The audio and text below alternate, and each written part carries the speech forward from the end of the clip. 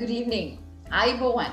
Welcome to the AmCham Sri Lanka Topic in Focus for February 2021. Yes, indeed, February 2021. And it seems like just yesterday that I was wishing you all a Happy New Year. Well, as time waits for no man, neither the world around us, as they say. So today on Topic in Focus, under the microscope is a topic that certainly waits for no man: geopolitics and socioeconomics. Today, the experts from Sorini Samit and Associates will help us understand multilateral and bilateral trade agreements with a special emphasis on the US GSP program, which, as you know, is currently on hold.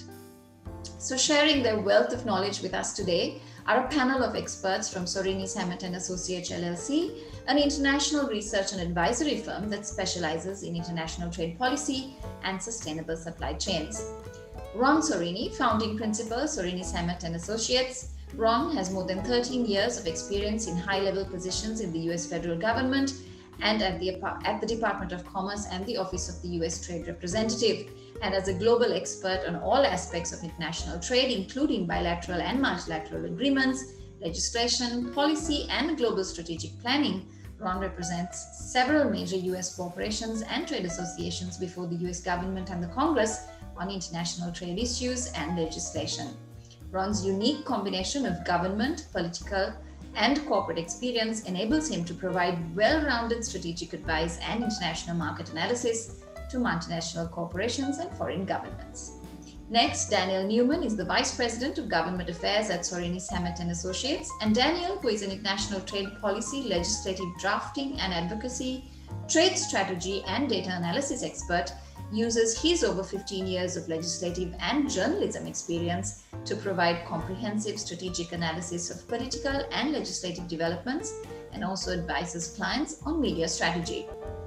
Akshay Sinha, who counts over 10 years experience across consulting firms, non-profits, and the private sector, is a senior advisor, global policy development and Indo-Pacific affairs for Sorini Samit and Associates, where he advises governments, industry organizations, and companies across various industries on policy, regulatory, and legal issues relating to international trade, labor, and sustainability matters.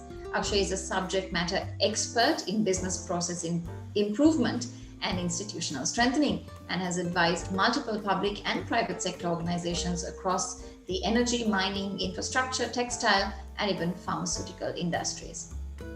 Your moderator, of course, needs no introduction. Renowned journalist and editor-in-chief of the Daily Financial Times, Nistha Kasim.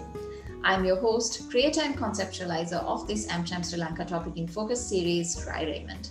Nistha, over to you for a more rounded introduction of our topic.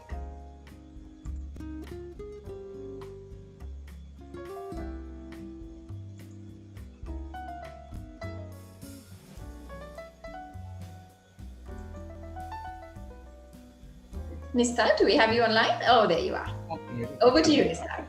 Thank you. Thank you very much. I think it's interesting time to take this subject in a very more insightful way. I'm sure the speakers we have will definitely shed some insights in terms of given the COVID situation and the fairly disruption in global trade. Plus the changes in the US, I think it's a timely subject. So let's get down to the presentation.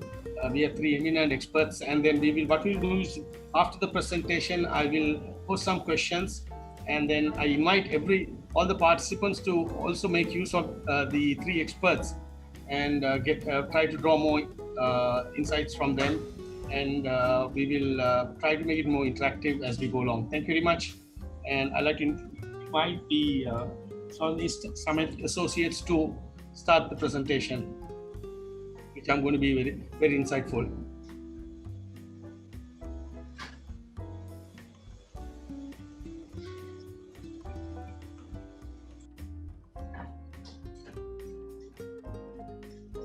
Yes. All right. Thank you, Nistar.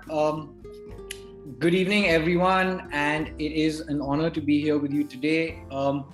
On behalf of my colleagues and myself, thank you to Vrai for putting this together and inviting us and giving us this opportunity to interact and have the session with you all. So Vrai has already introduced everyone, so no need for me to belabor that point. Essentially, what we are going to do today is talk to you about trade policy. And trade policy has always been very controversial, but it has generally been in the background. That changed in the last 4 years with President Trump, former President Trump, as I should say, who has essentially brought trade policy front and center. And one of the reasons for that, or the key reason for that, is because he followed a very confrontational approach when it came to trade policy, something which was very different from what had been followed by previous administrations. And this is something that actually Trump had been fairly consistent on from the 90s. So as you can imagine, and probably the reason why everyone is really interested in this topic is because with such confrontation, there was a lot of uncertainty that was created. And our firm, my colleagues and myself actually spent these last 4 years helping a lot of companies navigate this chaos, understand what these changes were, cutting across different policy elements, duties, classifications, and so on and so forth.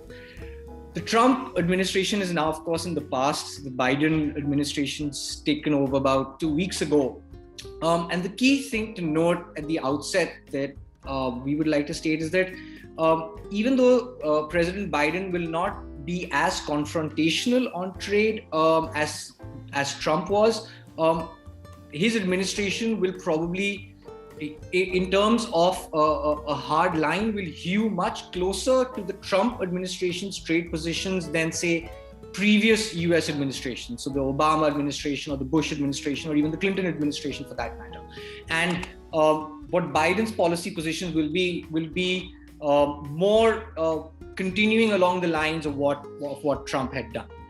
But before I actually get into that, and that is something that my colleagues will delve into a lot more detail with, what I will really do is sort of just set the stage and explain a few key concepts so that when we talk about what the trajectory of US trade policy is going to be over the next 4 years, you will be able to understand the mechanics of how that will happen and what exactly we're talking about.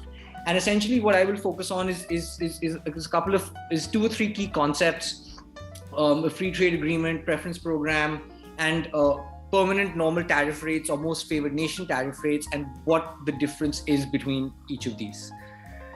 So moving on, the key main foundation, of course, are the permanent normal tariff rates or most favored nation rates, as most people would have heard of them. So these are part of the foundational elements of the WTO. One of the principles being you cannot discriminate between other WTO members. So essentially you have to charge, if I'm charging tariff A to a WTO member or for a particular tariff line or a particular good, I need to charge the same tariff to other countries as well. So that, and there are exceptions to that, which we'll get into, but that essentially how that works is that becomes sort of a maximum duty rate that a country can charge generally for a particular tariff line. The MFN becomes the highest you can charge. You can't go over that. And you have to declare these rates and notify each WTO member as to what these rates are. But there are exceptions. And the WTO in its treaties has certain exceptions. One of them, which is called an FTA. So an FTA is basically an agreement which provides reciprocal trade benefits, which is 2 or more countries decide to lower duties or remove duties on a wide variety of products just for each other. And there are certain conditions by which you can do this, which is allowed under the treaties. And one of those conditions is that if you are signing an FTA or you're negotiating an FTA, then that should ideally cover substantially all trade. So what that means is that if you are negotiating an FTA, it really has to cover most goods, and there is very little scope for sectoral agreements or specific sectoral FTAs. And that's why you will not find very many sectoral FTAs going around. They're largely what are called deep and comprehensive trade agreements. And US agreements are very comprehensive. So not only do they include tariff elimination on almost all goods, more than 97, 98, 99% of goods, but they also have chapters on standards, on regulatory processes, and they also include chapters on things like labor and environment, intellectual property rights, investor-state dispute settlement, and so on and so forth. The other exception that is there to the MFN and the non-discriminatory principle that's there are what are called preference programs. And preference programs are different from FTAs in the sense that these are unilateral benefits that are provided from one country to another. And generally, preference programs are provided by, generally but not always, generally from developed countries to developing countries with the purpose of, job creation, economic development, benefits so that there's growth and income generation and so on. And multiple preference programs, they can have eligibility criteria, different conditions for developing countries to be members of. The US has a number of preference programs. We'll be talking a lot about the Generalized System of Preferences, or GSP, but there are others that they have.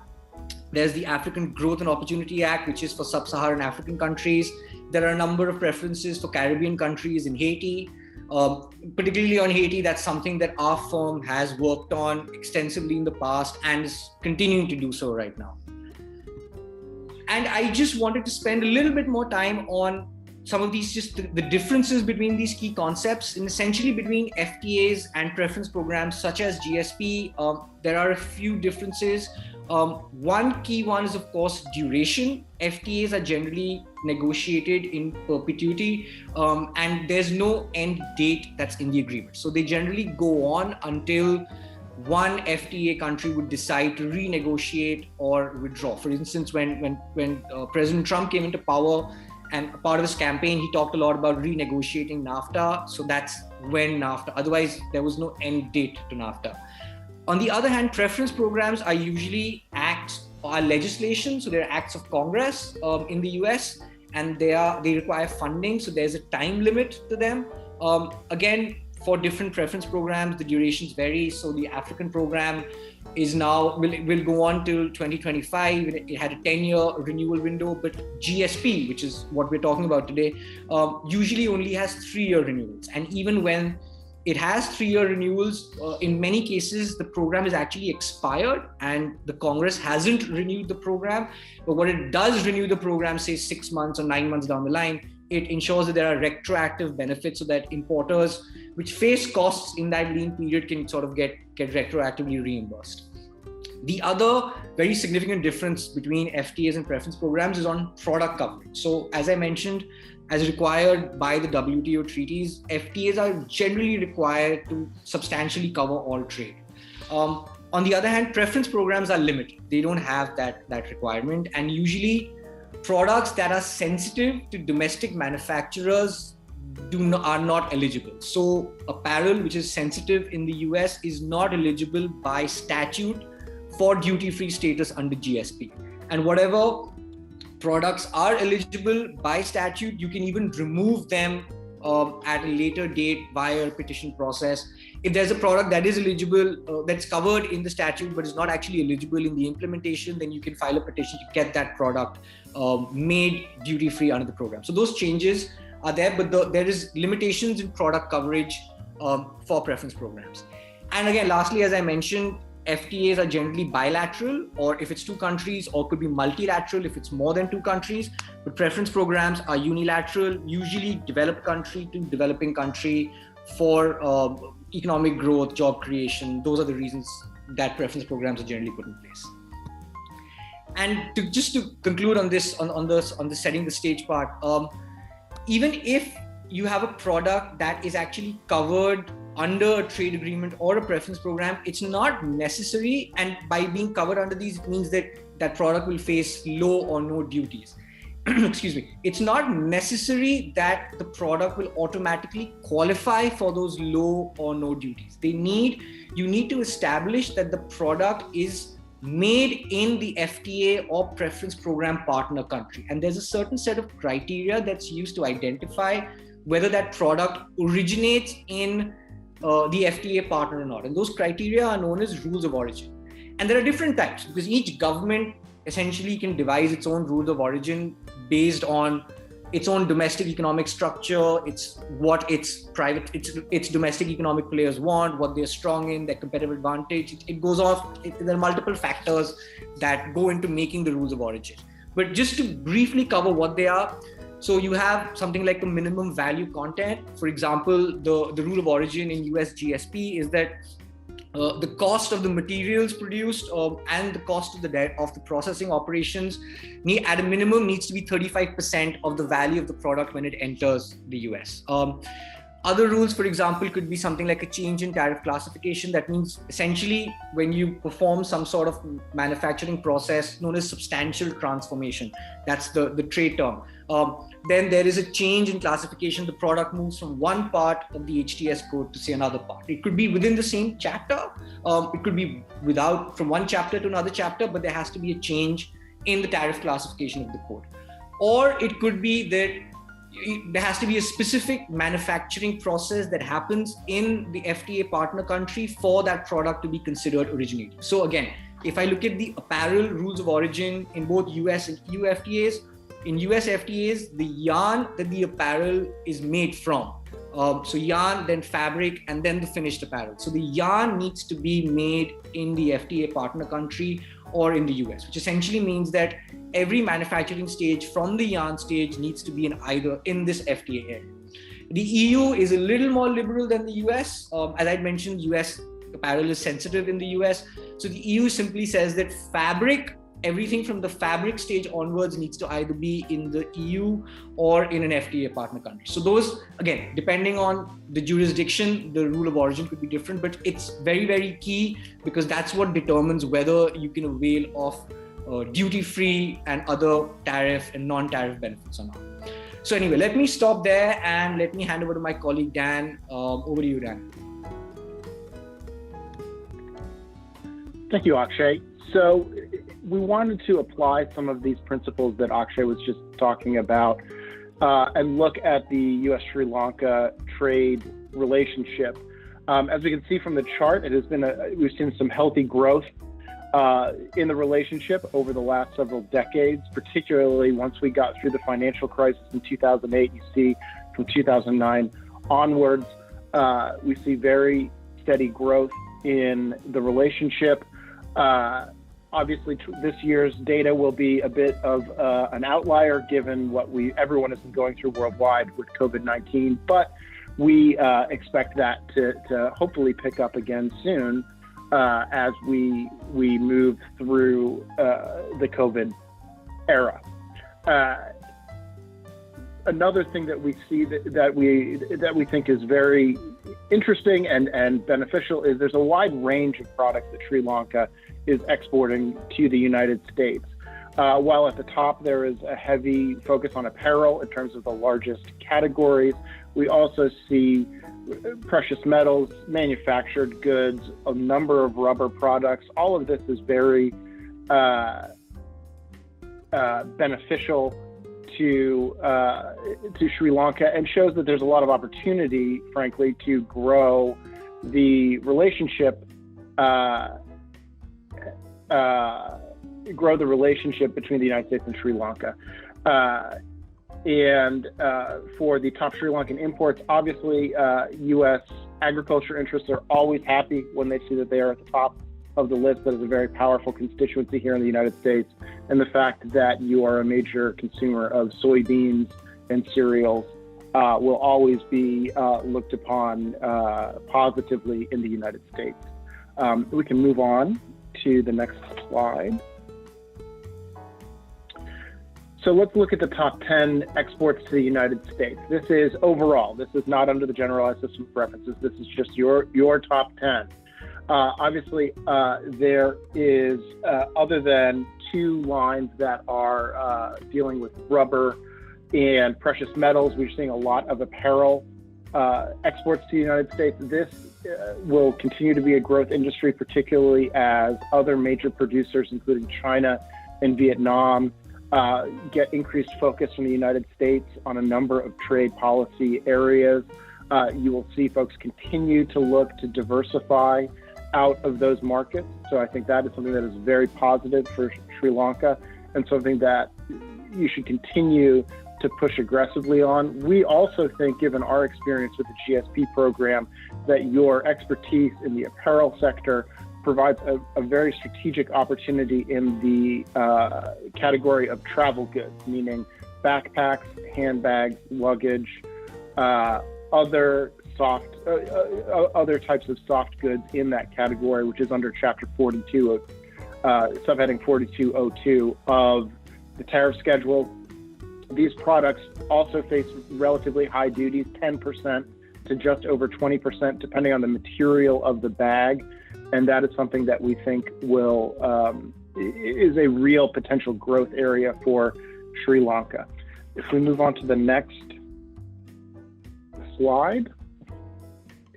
Here's where we think that there is some room for some real strategic thought. If you look at the overall trade makeup, Sri Lanka sent just over $3 billion in exports to the United States last year. That is obviously a very healthy number, which I'm sure is good. The issue that we ran into when we were looking at that is that over 93% of that is not taking advantage of the GSP program. $2.89 billion of that is coming in with a duty, and less than 6% is coming in under the GSP program. That, in our mind, is a bit skewed when you look at other GSP users, and we'll compare Sri Lanka to other GSP beneficiaries in a moment. That is a room where we can see some strategic thought and some potential growth in use of the GSP program, as well as moving into new categories where you could find yourself be able to transition into to provide some duty competitiveness there via the GSP program. If we move to the next slide. So this is the top 20 Sri Lankan exports under the US GSP program in millions of dollars. We're not going to walk through the particular tariff lines here, but what I found most interesting here is that in 2019, your total exports is $196 million. What that screams to me is that this is a real opportunity for you folks to move into the GSP program more aggressively. To put that in context, the US government doesn't begin to review exports from a GSP beneficiary country by tariff line until they hit $195 million, meaning your entire use of the GSP program is barely more than what would raise an eyebrow in the United States on a policy perspective for a single 8-digit tariff line. So that is what we're talking about when we're saying that there's real room for expansion in the GSP arena for Sri Lanka. If we move on to the next slide, excuse me. And here's sort of where we can really see this in play. We've got 5 GSP countries that are using the GSP program for over $1 billion in exports to the United States annually. In many of your key product areas, these are countries that you are competing with on a daily basis, and you see that they are taking advantage to a very large extent their GSP opportunities. Sri Lanka is just over 1% of total exports under the GSP program to the United States this year, in 2020, last year. That is, in our view, low, and it's something that you can work to potentially expand substantially. If we move to the next slide. So these are the top 15 products that all GSP beneficiaries have sent to the United States in the last 2 years. We wanted to make 2 points here. First is you will see that a number of these products are either are travel goods, handbags, travel bags, sports bags that are made of a number of materials that are very substantial users of the GSP program. The other point that we wanted to make here is the lines that are highlighted in red were not in the GSP program as of 2015. all of those top products that are currently taking advantage of the GSP program were added to the GSP program directly because of the advocacy of Sorini Salmon and Associates on behalf of our clients. Four of those lines are travel goods lines, which we successfully added in 2016 to the program. That required a statutory change, meaning we needed to get Congress and the administration to agree to that change in law. We then had to file very detailed petitions with the Office of the United States Trade Representative to get those included. We ended up getting them added for Sri Lanka and other non-least developed countries during the Trump administration. It was the first and frankly one of the few trade expansion decisions made by the Trump administration, and that was directly due to our advocacy. The plywood sheets line that you see towards the bottom third of the chart here, that is a tariff line that we first of all created. We designed on a technical level, working with some of our clients in the RV, the recreational vehicle manufacturing sector, and then added to the GSP program. So the lesson from this, I believe there are two lessons from this slide that we really need to reinforce. The first is that there are a number of products here that we think Sri Lanka could be competitive in manufacturing. The second is that advocacy in the GSP context works and is oftentimes very necessary in order to get relief. Frankly, before we took on both of those projects, both the travel goods and the RV project on the plywood, conventional wisdom in Washington was that it was impossible to get either of those products into the GSP program. And we were able to get both in about 3.5 years. So that is, I think, an important lesson that we want to draw from this slide. If we could move to the next slide, please. And again, I know AmCham will make these slides available to you after the presentation, and there will be a YouTube link for you to go back and look at these charts as well. The point that we want to make here, again, with these same products from the last slide is you have a number of countries that you're competing with, Cambodia, Indonesia, Thailand, Philippines, that are very active in a number of these products. And Sri Lanka is exporting less than 1% of every one of these products to the United States. We're not suggesting that you could become the majority supplier in all 15 of these products, but we do think that it is stark and it is very noticeable that there is an opportunity here for you to expand in a number of these. So I believe that is my last slide. So I will now turn things over to one of our founders, Ron Sorini, who has been involved in the GSP program and actually in trade with Sri Lanka for some time. So Ron, over to you.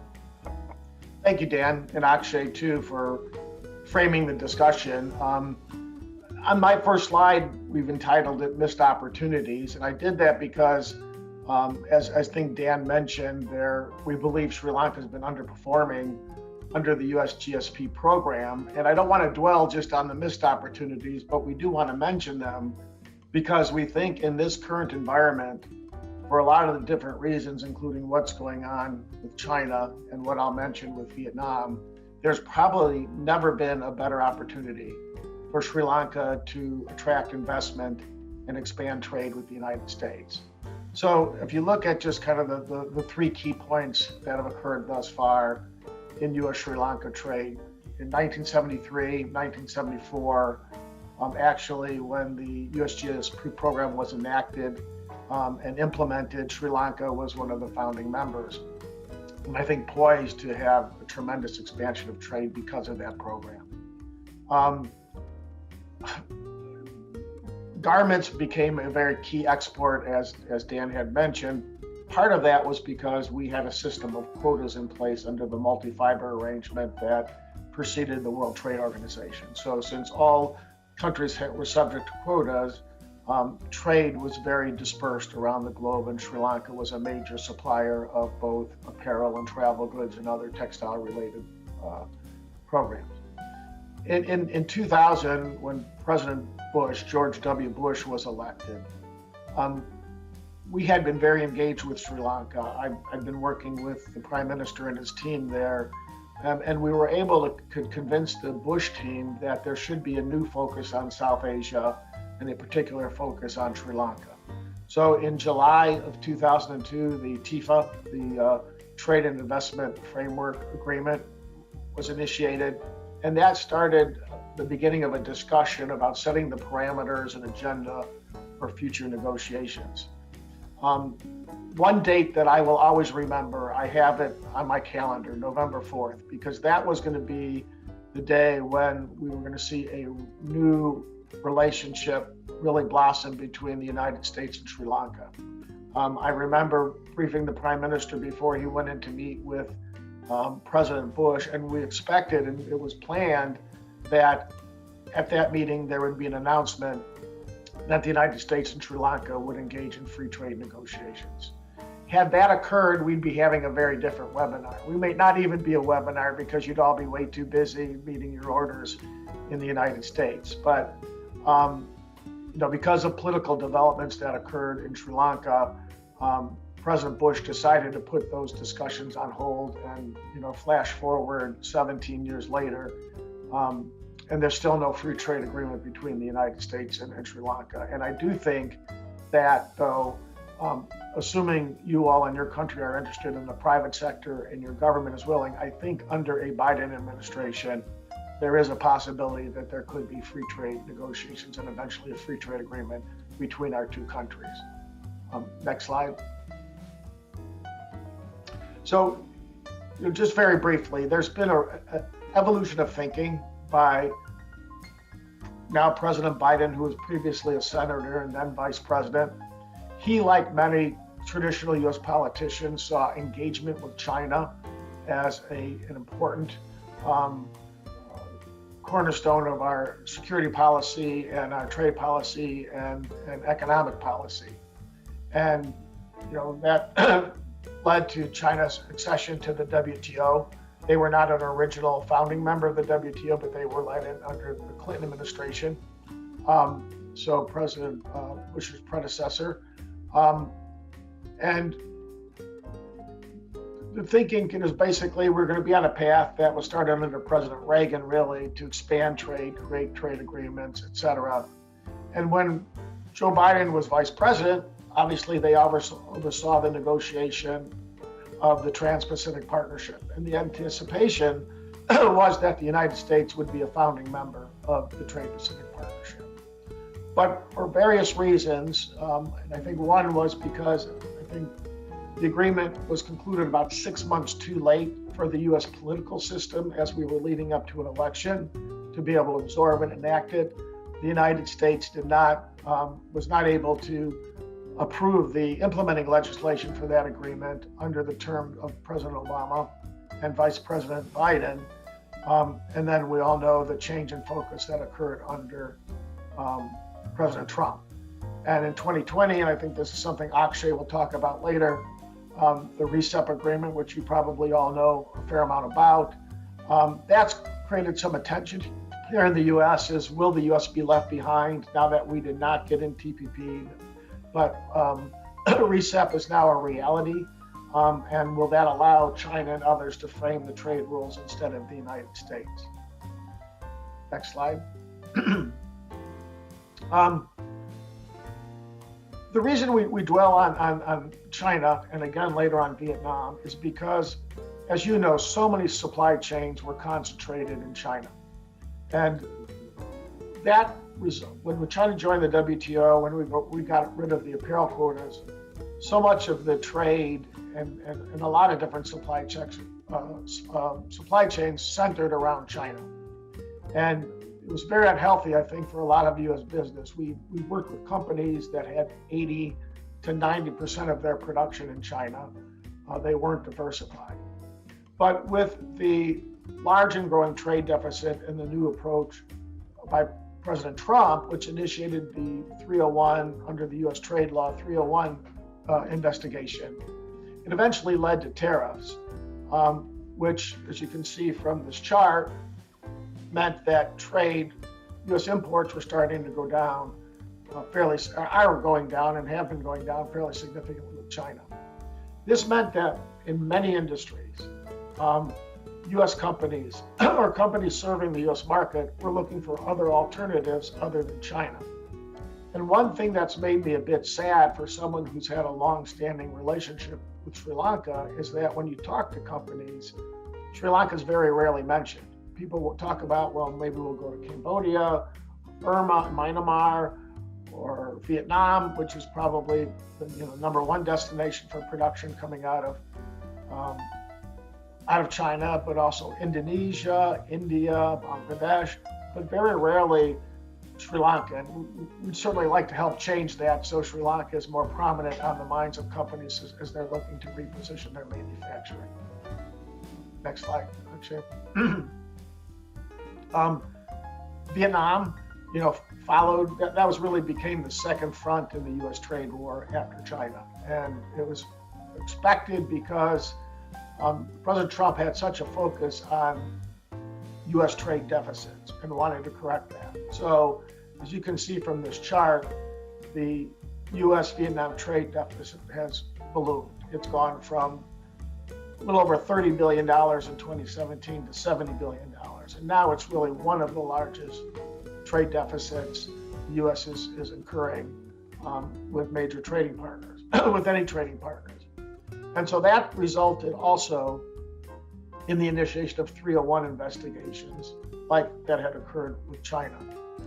Now it has not yet resulted in any tariffs, but what it's done is made companies recognize that, okay, we determined it was unhealthy to be in China and be so heavily concentrated in China. We picked up and moved to Vietnam, and now that may be a mistake. And so we're not sure yet how the situation was going to play out between the United States and Vietnam. I suspect there probably will not be 301 tariffs on Vietnam, but we don't know that for sure. And that could eventually lead even to the negotiations of the free trade agreement. But again, what it's done is forced companies to decide they need to have multi-country sourcing. So they need to look beyond China, they need to look beyond Vietnam. And now if you look at what's going on in Myanmar and other countries in Southeast Asia, they need to look beyond Southeast Asia. And that's why I say there's probably never been a better time for a refocus on the US-Sri Lanka economic and trade relationship. Slide. We're going to have a very different approach to trade. I mean, I've been involved in trade for a long time. I worked, excuse me, as a junior officer in the Reagan administration, and I served also in the administration of the first President Bush. And presidents have always had an interest on trade, but they've never micromanaged it. With President Trump, we saw he personally made every decision. I've never seen anything like it. Ambassador Robert Lighthizer, who was the U.S. trade representative under President Trump, had told me a number of times that he really needed to check and get the decision from President Trump before moving forward. So it was a very top-down trade policy. We do not expect that to continue under the Biden administration. So his advisors are going to be even more influential. People like Catherine Tai, had been nominated to be the U.S. trade representative. So it'll be the normal type of where recommendations will go forward to the president.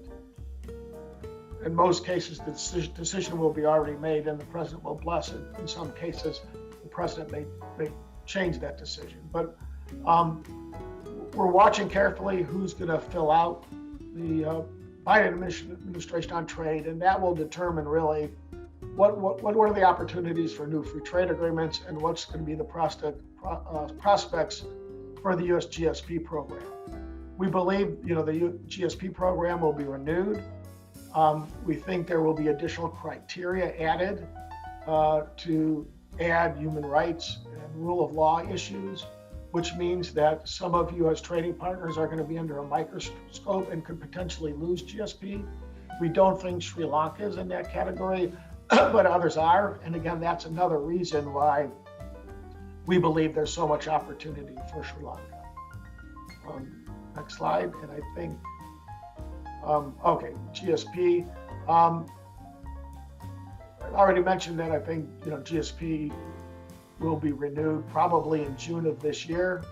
And again, I think I've already covered this, Akshay, so I think we can go on to the next slide, which is turning it back over to you. Thank you, Akshay.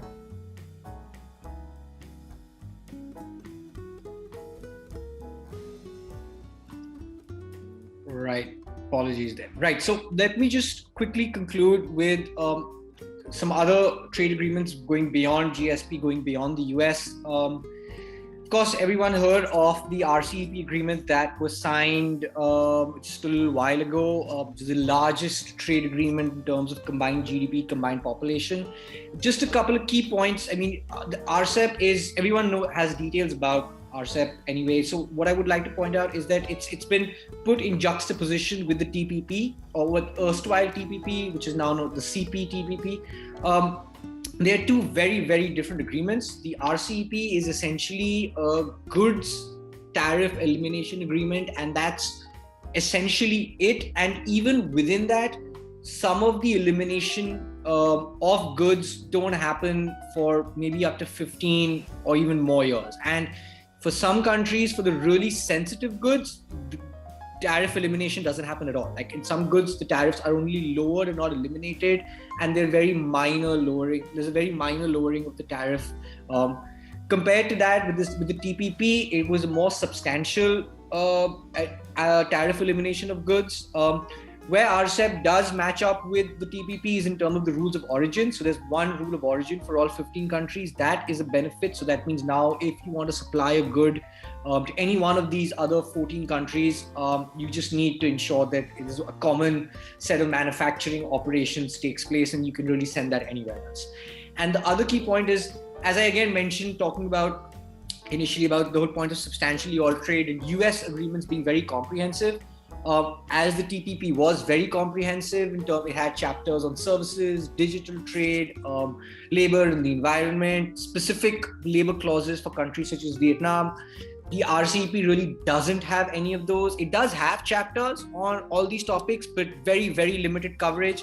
And in fact, no chapters on labor and environment. So the TPP is a much wider and more comprehensive agreement than RCEP, whereas RCEP is just more of a lowering the tariffs and just making sure that we have a common rule of origin that is across for all 15 countries. So let me stop there. That would conclude our presentation, and let me hand it over back to Nistar. Well, I thought if I might put Rick Helfenbein on the spot and ask him to share some observations. Rick Helfenbein is a senior advisor to our firm. He has a wealth of experience being president of a major apparel company. And prior to joining SSA, he was president, CEO of the American Apparel and Footwear Association. So he has a lot of familiarity with Sri Lanka and the issues that we're talking about. Rick, if you wouldn't mind offering some observations. Yeah, hi everybody. Pleasure to talk to you for just a minute. What I really want to talk to you about is opportunity in the United States for Sri Lanka. You've read a lot about what's been going on. You've read that retail has been in turmoil in the US for the last year. You've probably also read that retail sales have been dramatically up. And if you follow retail very closely, it is true that retail sales are up, but they haven't been up as much in clothing, apparel and accessories as we would have liked them to be. When they talk retail, they talk general retail. We've also had an issue in the States where, people would go on vacations or people would go to restaurants, and they're not doing that. They're sitting home on their computers and just buying things. So where do they buy from? Well, as you probably know with the data in the United States, 40% of everything comes from China still, and about 15% comes from Vietnam. So you got 55% coming from two countries. As you know, China has been under tariff. Vietnam, although not under tariff, has been threatened with tariff. Hopefully that'll go nowhere, but been threatened with tariff. And a lot of the clothing and apparel companies in the United States are public companies, and they do quarterly calls with analysts. And you know what the number one question from an analyst is? What's your exposure to China? And you know, if you don't have a good answer to that, that becomes problematic. So people in the United States going forward who are in this business have two things that they have to do. They have to diversify out of China to make their portfolio of sourcing countries look better. And there's also going to be a huge influx of buying in America because eventually, with a little bit of luck, COVID-19 will subside. People will start going back to offices. Suddenly, men's suits are no longer going to fit. The ties are going to be too wide. Everybody's going to need a new shirt, and people are going to be tired of wearing sweatshirts and sweatpants. And we dressed up for all of you today. So you understand what people in America have been wearing. So there's a huge opportunity to supply product to America, and there's a huge reason to diversify from China and from Vietnam, quite frankly. So the sky's the limit. The opportunities are there for you. And hopefully Sorini Samet and Associates can find some way to help you reach for the stars. And with that, Ron, I'll turn it back to you. Thank you, Rick. And I think maybe good time to go into questions. Yes, thank you very much for that excellent presentation. We have about 15 minutes or so for the Q&A. Just want to get down to the real issue. You spoke about the real opportunities for Sri Lanka, just having 1.2% of the GSP. First question is, you spoke about a renewal of the GSP. When is it likely? You said in 2021. Is it any idea when the review will start, and how long does it take? Well, let me answer the first part of that question, then turn it over to my colleague, Dan Neumann. I think GSP will likely be renewed probably in June of this year, and that's due to some other matters that Congress will need to address that will get packaged together and create a trade vehicle to move forward. In the past, GSP unfortunately has expired numerous times over the last several years. So I think 3 out of the last 5 reauthorizations have expired. Fortunately, when Congress has reauthorized the program, they made it retroactive. So your customers, those customers of yours that export GSP product that have had to pay duties or had paid duties during the expiration have been reimbursed for the duties that had been paid. So we expect, again this time, that when GSP is reauthorized, again, probably in June, the program will be made retroactive to January 1st, 2021. So people will be made whole for those goods. So Dan, maybe you could take it from there. Yeah, absolutely, Ron. So as Ron said, this is a unique time in GSP in the United States, in that rather than effectively crossing out one date, January 1st of this year, and putting in a new date either 2, 3, or more years down the road for the new date, this year is shaping up to be, frankly, the first time since the program was created in 1974 that Congress will be looking holistically at the entire GSP program, both in terms of product coverage as well as the requirements for beneficiary countries to remain in the program. As Ron mentioned, I believe that we will see a number of requirements that are in other U.S. programs, such as the AGOA program, potentially move over and be applied to the GSP program. That includes expanded requirements on labor, new requirements on environmental policy and environmental enforcement, rule of law, and human rights rules. The good news is that those requirements have been in a number of U.S. preference programs already for years, and those programs have run fairly smoothly with relatively few bumps in the road in terms of the enforcement of those programs and the requirements of those programs. The other good news is that while as Ron mentioned, there has been discussions about those expanded criteria being applied to a number of countries for potentially removing or pausing their benefits, I have not heard anyone mention that in the context of Sri Lanka, and I don't believe that is in the front of anyone's mind.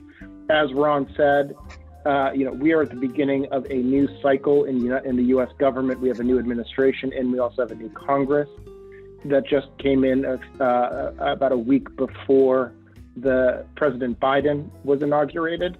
And this new Congress is also getting its feet on the ground and just starting its legislative activity. The first few items that they're going to address will be mostly domestic in terms of COVID response and potentially a few other issue areas.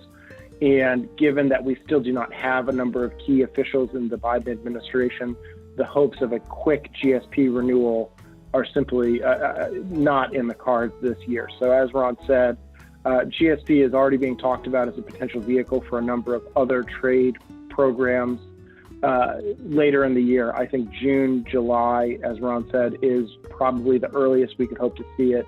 The June month is usually a very busy month for the Congress. They try and get a number of pieces of legislation done in the run-up to the 4th of July holiday in the United States, our Independence Day. That is traditionally a very busy time for Congress, and I think that is probably our best bet for renewal of the program. Thank you. Just looking at the table of countries who have done very well in terms of making use of the GSP, Sri Lanka is at the bottom in the sample countries. I mean, the fact that other countries have done well, it's maybe more private sector driven, or you feel that there have been other measures to enhance the usage of GSP plus concessions. I need some insights from you all. Well, I think first of all, I would just make one small point. So you folks Sri Lanka is currently 12th overall in GSP usage. There are about 120 countries in the program. So I wouldn't say you're at the bottom of the program. You're still very much in the top third of the program in terms of users. However, if you look at who is above you, there are a number of countries that you're competing with in a number of sectors. So I think that is important. I do think that there has been a real focus in other countries on GSP eligible products. We've seen a number of countries, both in the private sector and in the government, focus on, for example, travel goods once that was made GSP eligible. I don't think you can make a blanket statement about whether it's always been public driven or by the private sector. I think each country is going to have some unique push-pull there. But I do think that other countries are very strategic in examining what is eligible for the GSP program and trying to determine how to take advantage of those duty savings. Because as Ron said, in addition to travel goods from China, before we took on working on travel goods, 95 out of 100 bags coming to the United States were made in China. Now they're in the 40s, 40 out of 100. And that is a combination of a number of events, but the one that really kicked it off was the fact that GSP eligible countries could avoid the 17% tariff on backpacks or the 10 to 15% tariff on handbags. And that is something that Sri Lanka needs to examine very closely. Yeah, I think my sense is that, candidly, other countries have been a bit more aggressive in promoting themselves in the U.S.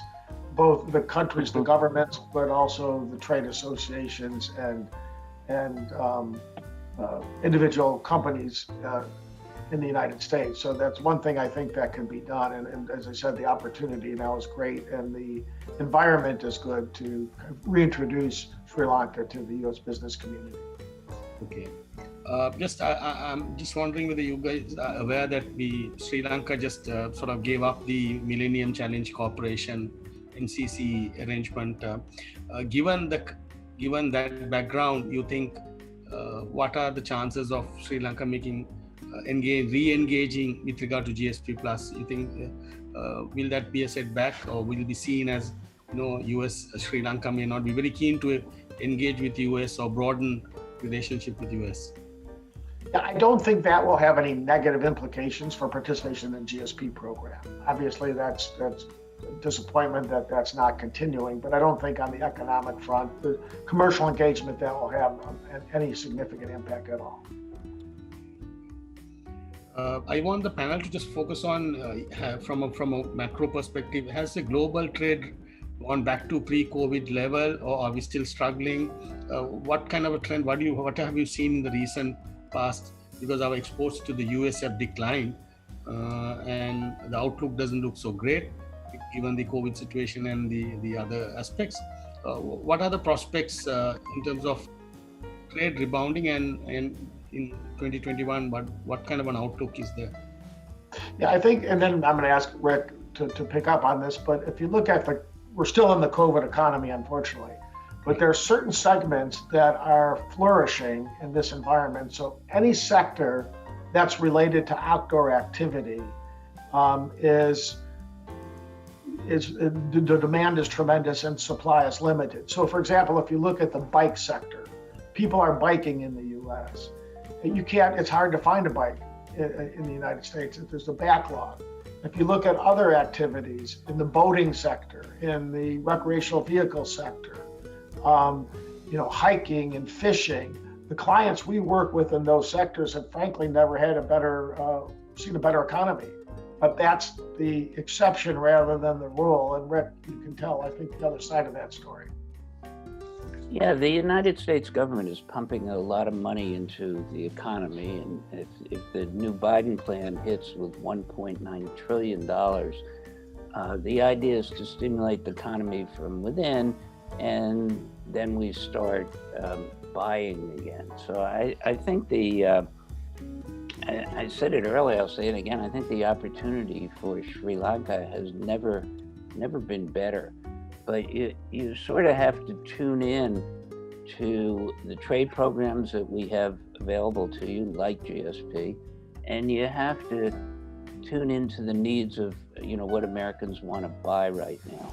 But there will be money to spend, and business is going to get better. So what do we say? The choice is yours.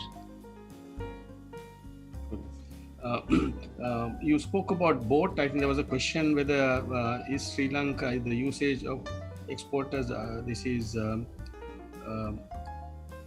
is one question about, someone asked about boats, is there demand for boats, some boat manufacturer.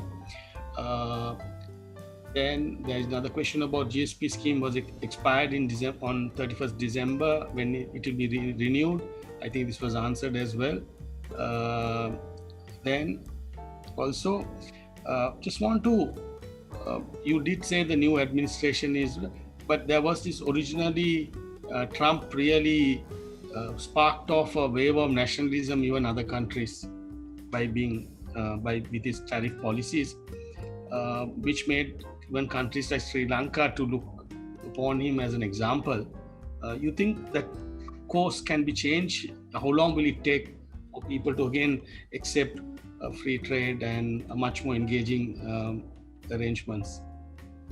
If I could go back to the question on boating, because I think there is a tremendous opportunity here, but I think that's, again, there's boat shows throughout the United States. There's boat shows run by state associations and by the National Marine Association. So for that particular question, the company may want to contact us separately. We'd be happy to put them in touch with some of the key people, but that's definitely worth exploring. And I'm sorry, the second part of your question. Go ahead. I would just add on boating that I think that there's both opportunity for complete final boats as well as for input. There is some U.S. manufacturing of boating. Ironically, in the middle of the country, it's mostly in the state of Indiana. They are always looking for competitively sourced components. And I think a number of those components may be GSP eligible. We would need to talk to the company and get some more specifics before we could say definitively. But I think that is both, as Ron said, for finished products, there's a lot of demand in the United States for boating, but also for the manufacturing of boating in the United States. And again, I think the second part of your question, I believe, was what are the prospects for engagement in free trade negotiations? What would the timing be, et cetera? Obviously, there has to be an interest on your government side as well as the U.S. government side. I'd be confident we could help create the interest on the U.S. government side. So it really becomes to, would your government be interested and would they be willing to pursue it? Because there's a long list of countries that are in line, that are actively working and approaching the U.S. government and the Biden administration already on trying to be the next in line for free trade negotiations. So it's something that doesn't just happen. It has to be your embassy and your government back in capital have to be focused on that. On timing, again, the administration is just forming. So I think you really would want to use the second half of this year to start a very preliminary discussion through the TIFA process and at higher political levels, and look towards perhaps something being initiated more formally in 2022. And then, assuming that political decisions made on both sides to commence negotiations, it generally takes about a year to 2 years to complete the negotiations. There's been some that have been done sooner. It just depends on the level of preparation of your ministry, your trade ministry and the teams. But, I think you have to assume that from articulating your interest to implementation is probably a 4 or 5 year process. But that doesn't mean that commercial benefits don't accrue prior to the end of the negotiations, because just simply the fact that the two countries are negotiating an agreement will create a tremendous commercial interest. And people will then start exploring business opportunities in your country if, in fact, negotiations are launched. Akshay, your own take about the world sort of embracing these more favorable arrangements now that Trump is history.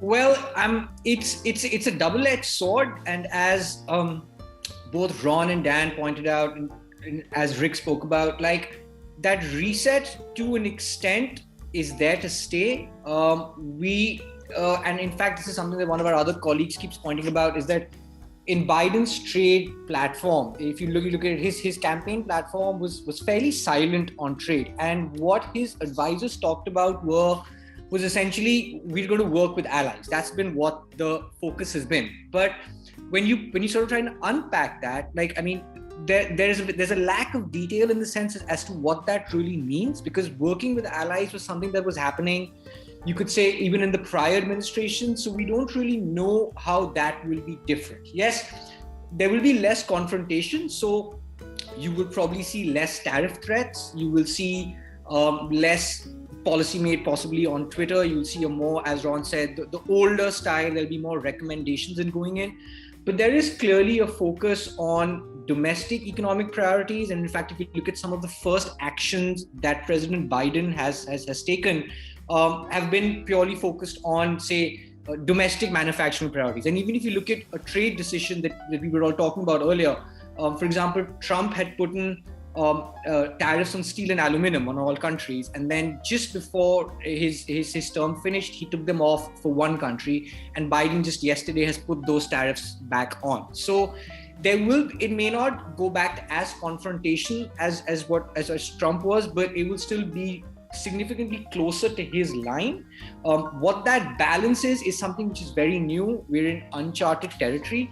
And just to quickly just add on, it's not something that's within the US, because we cover trade policy in other parts of the world as well. So if you look at the EU, there's a lot of discussion there about, just ensuring, at least in critical products like PPE, for example, we saw the kerfuffle over the vaccines. Like we won't allow vaccine export to happen. So if I look at what's happening in India, for example, there's this massive focus on self-reliance, and there have been certain actions taken over the last 3 or 4 years that can be seen as very protectionist. So you could say that it probably will not go back to what it was, It will be a balance of what it is, probably more strategic. Countries will focus on free trade where it suits them, where it does not suit them, they might focus more on increasing barriers. And again, it'll be like a fine line that will have to be threaded. And we really don't know, we'll have to wait and see how it goes. Okay, thank you. Rai, you want to take it over from here? Great. So I think there's just one more question that we have in the Q&A box, which is, can you explain more about regional cumulative?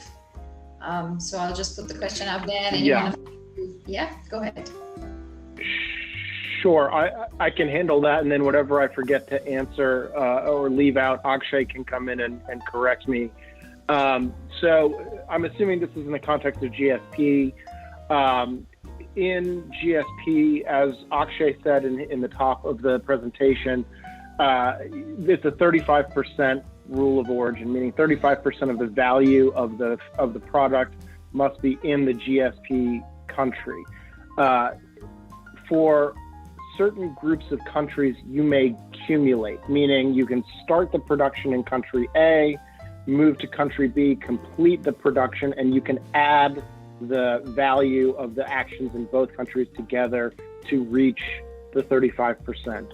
For Sri Lanka, you are grouped with a number of other countries in the South Asian Association for Regional Cooperation, the SAARC group. That is Afghanistan, Bhutan, Nepal, and Pakistan. That does not include India. India, while they are obviously a member of that regional association, they are not included for the purposes of accumulation in GSP.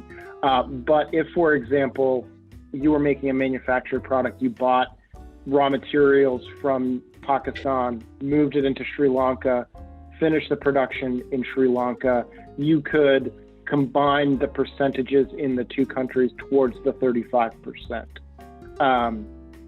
This is obviously a term of art rather than a term of science, so we would obviously recommend that you check with your customs broker or reach out to us if you have a specific product that you're trying to source regionally, and we can give you a better, more definitive answer. But that is the general idea behind the regional accumulation in GSP. Bangladesh is also excluded, I guess, along with India? Yes. So India was paused in the GSP program under the Trump administration. Bangladesh is also not currently GSP eligible following the Rana Plaza fire from several years ago now. They have not been reinstated. I do not see that in the short term happening either. So no, neither Bangladesh nor India are currently on that list. Have you seen that accumulation happening in from your research? Have you seen that kind of used? I know specific clients that have talked about it and looked at it from a strategic standpoint. I don't know if they've actually implemented it, but it is something that U.S. companies are very aware of, particularly the more the savvier players, the larger players are very aware of the customs rules around GSP, and so that is certainly something that they are aware of. How is there is also preferential trade with African nations? I mean, how robust is that going forward? Do you think there'll be more sourcing coming from that part of the world? Well, I can take a quick crack at that. Well, I mean, the African nations essentially are part of this program. Sub-Saharan African nations are part of this program known as AGOA, which is a preference program. Interestingly, in the Trump administration, because of this overall focus they had on trade reciprocity, and that was a big byline that Trump and Ambassador Lighthizer had used, they sort of, and even though the AGOA program benefits around till 2025, they tried to pivot and focus more on sort of signing trade deals with African countries so that one way becomes two way. So moving more on the reciprocity angle. And there was this long search to look for a country, an African country that could be serve as a model FTA partner in Africa. And there were discussions, Nigeria could have been a possibility, and there were a few others within that mix. But then eventually they launched negotiations with Kenya, And those negotiations went on during the Trump administration. They're currently still on, but as the Biden administration, they haven't even sort of taken shape yet. You can consider them to be sort of on hold for a while. So there is definitely a focus. There is, of course, this new African continental trade agreement, which within Africa should hopefully, or at least the goal is that it will boost efficiencies, make it a more competitive place to manufacture. But that's, from our experience, largely to an extent, people look at Africa as a growth market, but it's very long term. Like, it still doesn't have some of the very basics that you would possibly find in Asian countries. I'm not even getting into China. I would say a Vietnam or an Indonesia or an India. Africa is not even at that level yet. So it's still a little further behind, you could say, Asia when it comes to focus in the US. Okay, fine. We have just sort of exceeded the time. I just have one last question, unless Rai has something more. You spoke about advocacy, which is very crucial, particularly with a new administration there. You also spoke about it will be more bottoms-up approach in terms of maybe the agencies will start playing more active role. In that context, I mean, how should Sri Lanka, as a smaller developing country, approach this fairly thorny issue about using advocacy as effectively as possible? What can the private sector play in sort of enhancing the engagement, more government-to-government engagement? Quick thoughts? Yeah. Normally, the private sector plays a very key role. So it's the dialogue you want to begin with your embassy and the private sector. So quite often, whether it's an association or a broader business group in a country, they will come and do what's called, fly-ins and do an introductory set of meetings with both the administration, with Congress, but also it's key to engage with your current business partners here in the U.S. on the U.S. private sector to help create some enthusiasm. So the dynamic you want, if you're interested, is to be telling your story directly, but also having your customers and those companies and those associations raising the importance of expanding trade with Sri Lanka with U.S. policymakers. Fine, thank you. And I would add to that also, in the U.S. sectors that you're currently buying from, so those agriculture sectors that we talked about earlier, they will also oftentimes be the major advocates in the United States to launch more robust trade relationships, whether it be a free trade agreement or something else. And so I think working with those folks, in addition to the customers that you're selling to in the United States, is absolutely important, probably essential. Thank you very much from my side. It was some great insights, particularly a lot of statistics. I'm sure that it will be very useful for both AmCham as well as all the public sector and private sector organizations who are keen to sort of reset US-Sri Lanka ties, particularly after the MCC was abandoned. And we're having a few very challenging year coming up. Rai, over to you. Thank you, Nistar. Ron, Dan, Rick, Akshay, thank you. Some amazing insights, and as Nistar said, the amount of data and statistics that have gone into your presentation, I've already obviously had multiple messages and emails asking us to share that. So to our audience, basically what we'll be doing is you will have this video will go up on our YouTube channel in a couple of days, obviously after a little bit of cleanup and post-production. And on that, I will have the link to the presentation, so you can go through it at any time. I will also share the email contact details for the team over at Sorini Cement and Associates. So you can get in touch with them for any sort of more clarity and assistance in terms of the advocacy, in terms of advice, strategy planning, any of that, which they are the experts at. Thank you, gentlemen, for taking the time to share with us your insights and this knowledge on an extremely important topic and something that is extremely timely over here in Sri Lanka right now, especially with the GSP program being put on hold temporarily or or having expired at the moment. So those insights were very important to our business community, and we thank you for taking the time. That's about it from us on Topic in Focus for this week, or this month rather. We'll be back with another interesting one in March. Do keep an eye out for that, because we have some crazy amazing speakers lined up for you on that one as well. Keep an eye out for it, and we really hope to see you there. Thank you again on behalf of our panel, and on behalf of AmCham and the AmCham membership, thank you to our panel. We'll see you all again next time on the next one. In the meantime, it's good night, good day to you over in the States, and God bless from AmCham. Bye-bye.